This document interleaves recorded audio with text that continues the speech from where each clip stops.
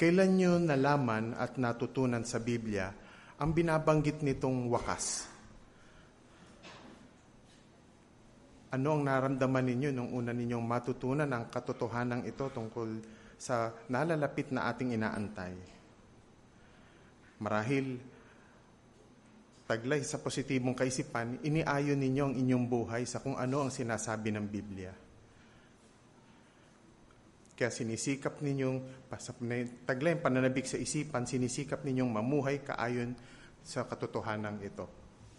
Pero baka lumipas na mga taon o dekada pa nga, pero hindi pa ito dumarating. Bagkus nakikita ninyo umuusad o napansin ninyo sumusulong ang teknolohiya, transportasyon, maging ang mga medisina. Yung mga kapatid na pumunta sa mga mayayamang lugar, marahil siguro napapansin ninyo, parang walang wakas na darating. Pero kaya ang tanong, darating pa kaya ang wakas? Naggaya ng unan nyo itong natutunan. Beno, para hindi tayo madaig ng ating negatibong kaisipan, may kinalaman sa bagay na yan. Malagang pag-usapan natin at balikan natin yung mga ilang katotohanan iyon sa Biblia. At mamaya, sa pagtatapos nitong pahayag nito, malalaman natin kung nasang agos na tayo ng buhay o saan na tayo ng agos ng sanlibutan. Nandito ba tayo sa una, sa gitna, o sa huli? Pag-usapan natin ang dalawang bagay na nagpapatunay na malapit na ang wakas. Una, yung hindi nahahalata. Ano ba yung bagay na hindi nahahalata? Marahil sariwa pa sa inyong isipan yung nangyari noong April 4, 2023. Ito yung pag-celebrate natin ng memorial ng ating Panginoong Jesus. Marahil natanong nyo, memorial? Ano yung kaugnayan ng memorial sa inaantay nating wakas? Beno, hayaan natin ang Biblia ang sumagot. Inaanyayahan ko po kayong basahin natin ang Unang Korinto 11:26. Unang Korinto 11:26. Kung kayo po'y nariyan na ganito ang sinasabi. Dahil sa tuwing kakainin ninyo ang tinapay na ito at ininuman ang kopang ito, patuloy ninyong inihahayag ang kamatayan ng Panginoon hanggang sa dumating siya. Nakita ba ninyong kaugnayan ng memorial sa wakas na inaantay natin? Gaya ng binanggit sa teksto, ang pagdiriwang ng memorial, ito ay paghihintay din sa pagbabalik ng ating Panginoon o yung wakas na ating inaantay. Ibig sabihin, sa bawat pagtatapos ng memorial ay isang hakbang tungo sa pagdating ng ating Panginoong Hesus o yung tinatawag nating kawakasan. Kaya kung pag-iisipan nating mabuti, ilang memorial pa kaya ang ating dadaluhan? Hindi natin alam, pero bagaman ito'y hindi masyadong nahalata, ito'y malinaw na tanda at katibayan hinggil sa dumarating na wakas. Napag-usapan natin yung bagay na hindi halata. Pag-usapan naman natin yung halata. Kung merong hindi nahalata, may nagpapatunay na ang pagdating ng wakas ay halatang halata. Ito naman yung binabanggit sa Marcos 13, 1:4. Marcos 13, 1 hanggang 4. Sabi rito, habang palabas siya sa templo, sinabi sa kanya ng isa sa mga alagad niya, Guro, tingnan mo, napakalaking bato at napakagandang gusali. Pero sinabi ni Jesus sa kanya, nakita mo ba ang malaking gusaling ito? Walang natitirang magkakapatong na bato rito. Lahat ay ibabagsak. At habang nakaupo siya sa bundok ng Olibo kung saan abot tanaw ang templo, tinanong siya ng sarilinan nila Pedro, Santiago, Juan at Andres. Sa 4, sabihin mo sa amin kailan mangyayari ang mga ito at ano magiging tanda na malapit ng magwakas sa mga ito. Nakita natin mula sa ulat nito na nagbigay si Jesus ng mga tanda na bumubuo sa katapusan. Ang hulang ito ay may katuparan noong unang siglo at sa panahon natin sa ngayon.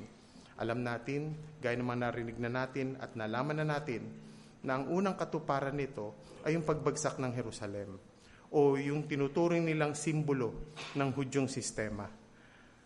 Ang pagbagsak nito ay nangyari noong 70 CE nang lupigin ito ng bansang Roma. Bueno, ang wakas na tinutukoy ng Panginoong Hesus kailanman ay higit sa wakas na makikita natin sa panahon natin sa ngayon. Ito yung wakas ng sanlibutan ni Satanas.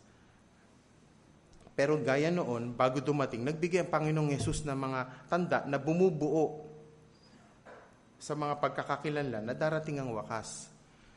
Tayo mga masugid na mag-aaral ng Biblia, alam natin yung binabanggit na mga huling araw at kailan ito nag-umpisa. Mamaya, malalaman natin saan na tayo doon.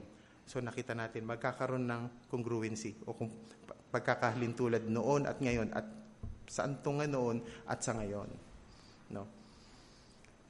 Basahin natin yung Marcos 13:8. Tatalon tayo ng 8. Sabi rito, dahil maglalabanan ng mga bansa at kaharian, lilindol sa iba't ibang lugar, magkakaroon din ng taggutom.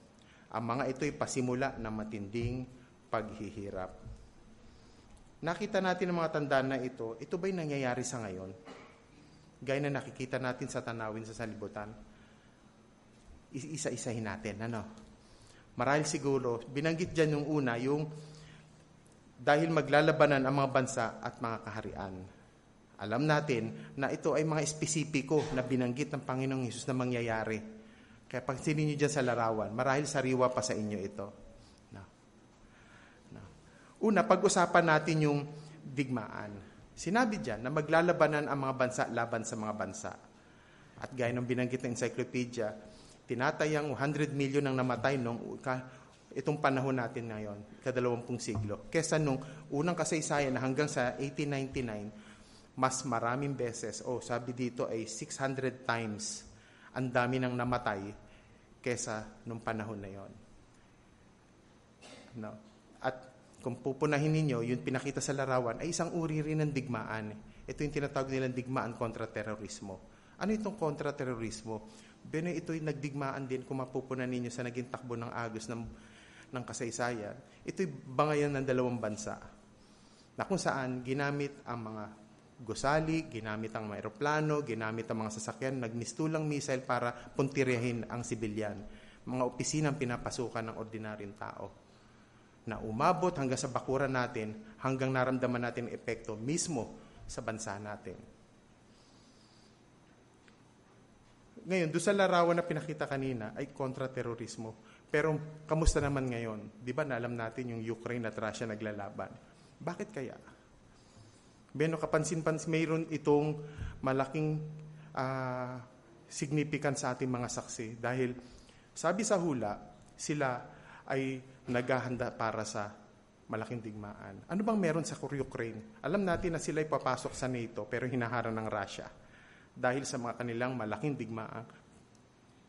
digmaan na digmaan pandigma o armaments nila para pagpasok sa digmaan. Tandaan natin, sabi sa hula, sila ay naghahanda para sa digmaan. Kaya kung babalik tayo sa tanong, bakit ito nangyayari? Malinaw dahil inihula ito ng ating Panginoong Hesus. Doon sa text ng binasa naman natin, sa 2, binanggit doon yung magkakaroon ng tagutom. Magkakaroon ng lindol. Dito muna tayo sa mga lindol. Pansinin, December 26, 2004, mas kilala sa kasaysayang Asian Tsunami. Ano yung nangyari doon? Nagkaroon ng lindol sa silangang bahagi ng Indian Ocean, kaya lumikha ito ng tulad dilubyong pag-alon. Ano nangyari? Diyan sa 2 larawan, makikita ninyo. Yan pa lang. Guni-gunihin nyo na ang namatay dyan, sabi dito sa ulat, sila po, 300,000 katao kagad ang namatay sa isang iglap lang. At sabi dito, 1.3 million na katao ang nawala ng ari-arian. Ganyan kabagsik ang inihulang lindol. At ang lindol na yan ay isa lamang sa 18 lindol na nangyari noong year 2000 hanggang 2010. Kaya nakita natin na napakalaki. Babalik tayo ulit sa tanong, bakit nangyari yon? Bakit nangyayari ito? Dahil ito ay malinaw na tanda na hinula ng binanggit ng Panginoong Hesus. Ang 3 naman, mga kapatid, ay yung magkakaroon ng tagutom. Alam nyo ba, sa ngayon, 1:7 ang ratio ng taong nagugutom, lalong-lalo na sa bansang Africa. Pero sa bansang Africa na yon, dun sa Southern Sahara Desert, mas malala ang sitwasyon dahil doon ay 1:3 ang nagugutom. Ano yung 1:3? Ilarawan natin. Ang isang pamilya ay binubuo ng tatay, ng nanay, at ng anak. Imagine niyo, kakain sila ng 3 beses sa isang araw. Pero sino sa kanila ang hindi kakain? Ang nanay ba? Ang tatay? O yung anak? Ganyan ang problema nila doon. Ganyan kalaki ang kakapusan nila ng pagkain. Kaya kahit pilitin ng mga tagapamahala nila doon na bigyan ng tamang pagkain ng mga tao, pinakikita ng datos na kapos pa rin sila sa pagkain. At dahil dito, namamatay ang mga tao. Sabi dito, 5 milyong mga bata ang namamatay. So, ibig sabihin, nanay, tatay ang kumakain, di ba yung anak?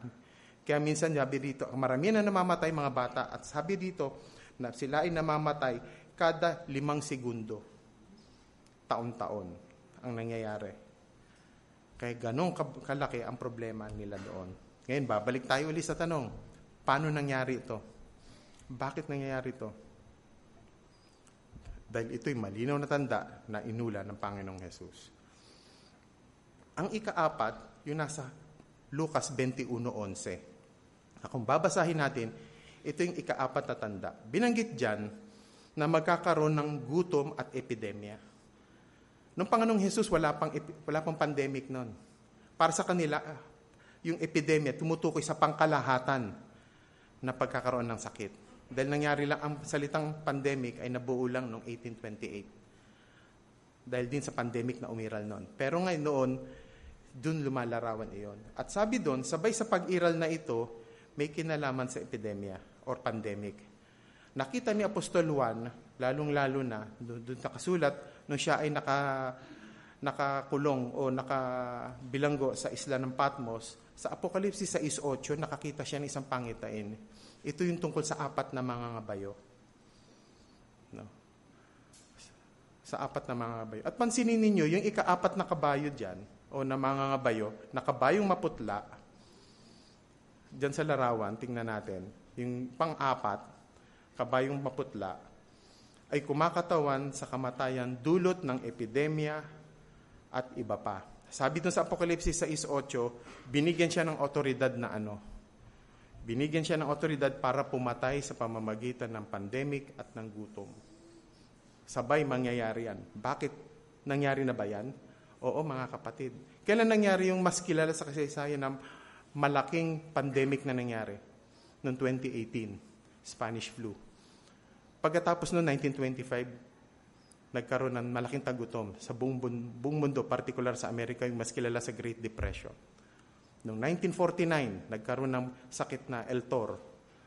Nagkaroon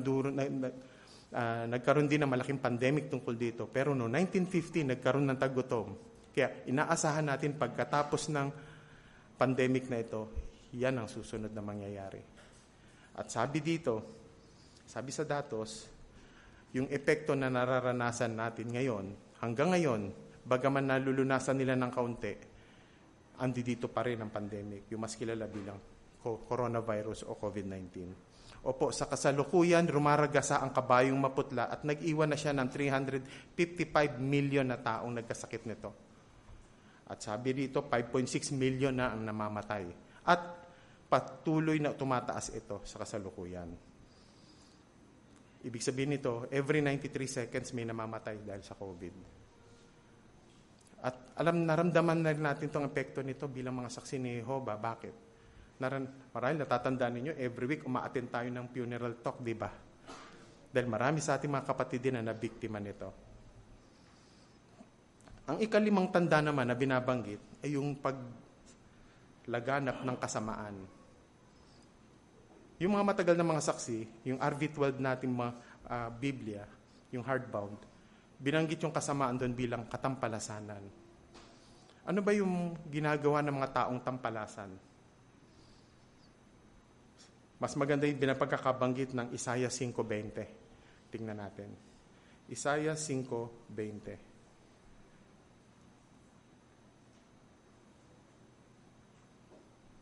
Isaiah 5:20. Kaawa-awa ang mga nagsasabing ang mabuti ay masama, ang masama ay mabuti. Ang mga nagsasabing ang kadiliman ay liwanag at ang liwanag ay kadiliman. Ang nagsasabing mapait ay matamis at ang matamis ay mapait. Oo, ganyan sila inilarawan ng Biblia, yung mga taong tampalasan. Okay? Ibig sabihin nito na meron direktang utos sa atin ang Diyos na Jehova, pero tuwira, tahasan nila itong hindi sinusunod. Kabaligtaran ng kanilang ginagawa. Katulad ng paglalarawan sa Biblia na binasa natin. Na ang masama ay mabuti, ang mabuti ay masama, ang madilim ay liwanag, ang matamis ay mapait, ang mapait ay matamis.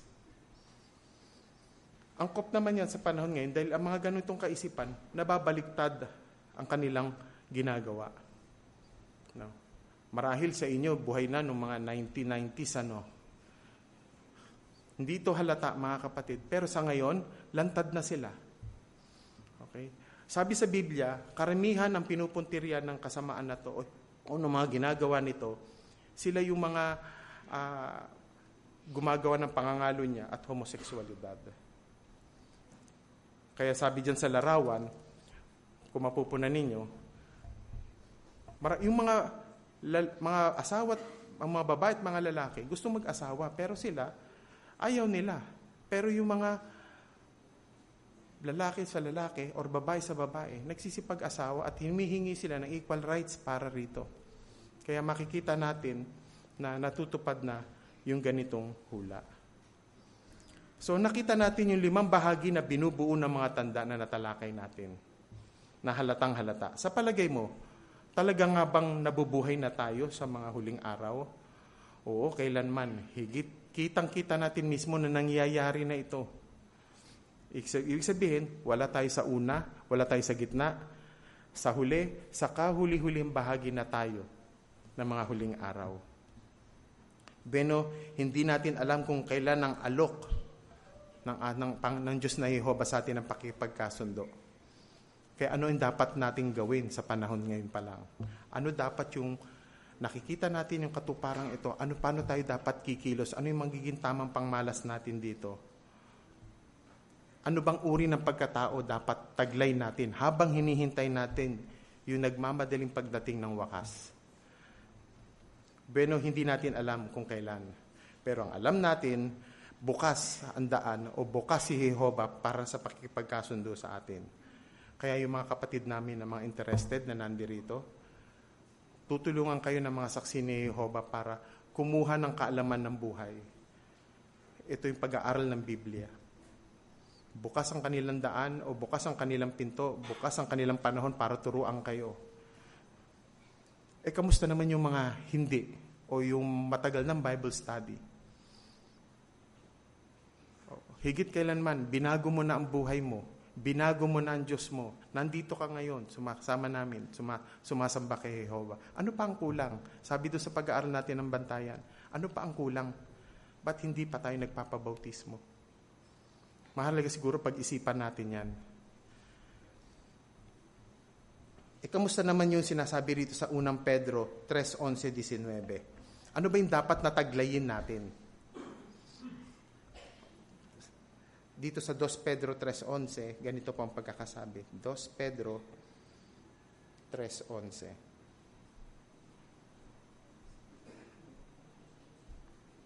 2 Pedro 3:11. Dahil lahat ng bagay na ito ay matutunaw sa ganitong paraan. Pag-isipan ninyo kung anong uri ng pagkatao ang dapat nataglay nyo. May banal na paggawi, magawa na makadiyos na debosyon, at habang hinihintay nyo, isinasa isip ang pagdating ng araw ni Jehova. May 3 bagay na binanggit dyan. Ano yon? Banal na paggawi, gawa na makadiyos na debosyon, at hinihintay o sinasa isip ang pagdating ng araw. Ano ba yung banal na paggawi, mga kapatid? Kung yung naaalala sa CBS natin, yung dalisay na pagsamba, binigyan kahulugan doon kung ano ibig sabihin ng dalisay na paggawi. Ang sabi ron, ito ay dapat huwag man lang mamantsahan ng anumang karumihan ng sanlibutan ang ating pagkatao. Ganyan ang exact definition na binigay sa salitang yan. Ano ibig sabihin nun? Magmula sa libangan, magmula sa ating paggawi araw-araw, dapat hindi nakikita ang mantsa ng sanlibutan sa atin. Pangalawa, gawa ng makadiyos na debosyon. Ibig sabihin nito, maging abala tayo sa gawaing espiritual, gawaing sa ministeryo natin. Gawin natin ito para huwag tayong antukin. Pagdating ng araw ng Panginoon, panatilihin nating abala tayo dito upang hindi tayong datnan ng tulog. Pangatlo, binanggit dyan yung pagsasaisip sa pagdating ng araw. Sa footnote, kung titignan ninyo, binanggit itong pinabibilis. Paano ba ito ginagawa? Marahil lang iba sa inyo, merong kamag-anak o mahal sa buhay sa ibang bansa. Pag binanggit nila na darating ako sa katapusan, primero pa lang, makikita mo na. Dahil kasi dun sa lugar namin, yung kalendaryo kasi laki ng hamba ng pintuan na hardware, makikita mo ine-ekesa na yan araw-araw. Ibig sabihin, gusto na nilang hatakin. Kaya makikita mo bawat ekes. Maniningil si Meralco, maniningil si Bombay, hanggang makarating sa dulo, detalyado nila yan. Dahil gusto nilang pabilisin ng mga araw. Ganyan nila ginagawa yon. Kaya kaanuman ang dapat na pangmalas natin, na yamang ang wakas ay malapit na, kumilos ka na. Sabi ng mga kapatid nating sa South, tungod kay haduol, unsa pa may imong buhaton. Kaya dapat ganun ang natitirang panahon para sa atin, upang sa ganun, anuman ang ating kalagayan, anuman yung ating nararanasan o pinagdadaanan sa panahon ngayon, dapat ang nasa isip natin, ano ang ginagawa natin para mapalugdan yung kalooban o gawin ang kalooban ni Jehovah. Dahil yamang ang panahon na natitira at maikli na at nagbabagong eksena ng sanlibutan, tandaan natin, walang permanente sa sanlibutan ito. Kaya kung ikaw ay matagal ng saksi ni Jehovah, mabuting itanong mo yun sa sarili natin. Ipinakikita ba ng paraan ng aking pamumuhay na naniniwala ako na ang panahong natitira ay maikli na? Dahil kung oo, ibig sabihin nito, kumbinsido tayo na sa ang panahong natitira ay maikli na at pinakikita nito ang pagkilos natin. Tandaan natin, nagbago ang tanawin ng salibutan dahil lang sa isang virus. Kaya kung sisikapin natin, nababanggitin natin yung sinasabi ng Biblia, maipapakita natin na kumbinsido tayo, naniniwala tayo, nangahawakan tayo na malapit na ang wakas. Sa maikling panahon na lang, ang binibigay na panahon na pagkakataon ni Jehovah para sa lahat, na tumugon sa kanyang paanyaya. Kaya nga, binanggit ko kanina, yung mga matagal na nagba-Bible study, binago nyo na ang buhay nyo. Sinamba nyo na si Jehovah. Nandito ngayon kayo kasama namin. Ibig sabihin, ano pang kulang para magpabautismo ka? Maganda pag-isipan natin yan. Halimbawa naman kung ikaw ay dating aktibong lingkod ni Jehovah, sa papaano may naging hindi aktibo ngayon, pakisuyo mga kapatid. Pwedeng ikaw ay nanghina o nag-asawa ng hindi saksi, naging busy sa trabaho, sa eskwela, o ibig sabihin natin na impluwensyahan ng mga di nananampalatayang asawa o mga kaibigan di saksi. Pansinin kung paano kami nalas ni Jehovah sa 1 Pedro 2.25. 1 Pedro 2.25. Sabi rito, dahil tulad kayo ng mga tupang naliligaw, pero ngayon ay nagbalik na kayo sa pastol sa tagapangasiwa ng inyong buhay. Kapansin-pansin yung pangmalas ni Jehovah sa iyo. Na matagal na nawalay sa Kanya. Hindi sabi rito, hindi kayo ay tupa. Tupa, hindi kambing. Naligaw nga lang. Pero ibig sabihin nun, nandito ka ngayon, sabi doon sa Panaghoy 3:40, na hudyat na ito na gusto mo nang bumalik sa bisig ni Jehovah. Pastol ng iyong buhay at tagapangasiwa ng iyong buhay. Dahil kapag ang isang pastol o ang isang tupa ay nahiwalay sa kanyang pastol, literal, napapahamak. Halimbawa, isang example dyan, yung merong isang tupa sa Australia, ang pangalan niya ay Chris. Siya ay nahiwalay sa kanyang pastol. At dahil 6 na taon siya nahiwalay sa kanyang pastol, ganyan na naging itsura niya. Delikado pala sa isang tupa na kapag ang isa ay ganyang kalaki ang balahibo, pag natumba, hindi na siya makatayo hanggang sa mamatay siya. Pero ngayon, may nakakita sa kanya, Ibinalik siya sa kanyang pastol. Tignan niyo yung nasa kanan. Matikas na, ika nga, di ba? Ganyan, bumalik na siya. Ibig sabihin, safe na siya dahil nasa pastol na niya. Ganyan, inilarawan yung pagbabalik ng isang nahililigaw na, nanghihiwalay na tupa sa kanyang pastol o kay Jehova. Kaya marahil nung ikaw ay nawawala pa sa spiritual, sa diwa, sigurado hiniling mo yung katulad na ito na sinasabi sa awit 119, 176. Awit 119, 176. Sabi rito, naligaw akong kagaya ng nawawalang tupa. Hanapin mo nawa ang lingkod mo dahil hindi ko nalilimot ang utos mo. Oo, ikaw ay nagpahanap kay Jehova kaya ikaw naman ay kanyang hinanap. At nandito ka na, alam mo nang malapit na ang wakas, kaya kumilos ka. At kami po ay natutuwa sa ganon. Ngayon naman, panahon na para kumilos. Ngayon ang panahon para bumalik sa kawan. Ngayon ang panahon para bumalik sa pastol, sa ating tagapangasiwa ng buhay. Sa Hebreo 12:1 bilang ating huling teksto, ganito pong ating mababasa. Hebreo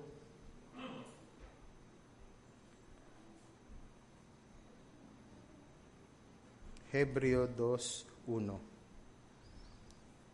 Iyan ang dahilan kung bakit kailangan nating magbigay ng higit na karaniwang pansin sa mga narinig natin.